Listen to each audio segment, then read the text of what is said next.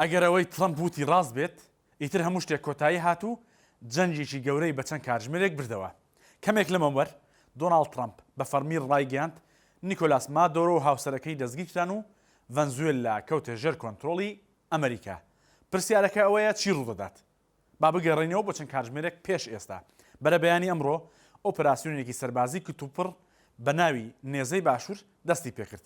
کارەکاسی پایتەخت بە دەنگی حەوت تەقینەوەی گەورە لە خەوراپەڕی و فڕۆکە جەنگیەکانی ئەمریکا ئاسمانی شارەکەیان تەنی. لە کاتێکدا مادۆرۆی سەرۆکی ڤەنزوێلا باری نایاسایی ڕاگەیاندبوو و داوای ڕاپەڕینی گەلی دەکرد، بەڵام هێزە تایبەتەکانی ئەمریکا لە ئۆپەراسیۆنێکی هەواڵگیری و سەربازی وردە توانیان مادۆرۆ و هاوسەرەکەی لە ناوجەرگەی ڤەنزوێلا دەستگیر بکەن و ڕاستەوخۆ بەرەو ئەمریکا بیگوازنەوە. ئەمە بە قسەی چییە؟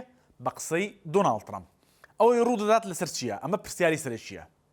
ئەمریکا دەڵێت ئەمە بۆ لێدانە لە قاچاقی مادەی هۆشبەر، بەڵام هەمووان دەزانن ململانی ڕاستەقینەکە لەسەر چییە؟ نەوت و کانزاکان. ڤەنزوێلا خاوەنی گەورەترین یەدەگی نێوتە لە جیهاندا. ترەمپ نایەوێت ئەم سەرچاوە استراتیژیە لە ژێردەستی نارەکانیدا بێت.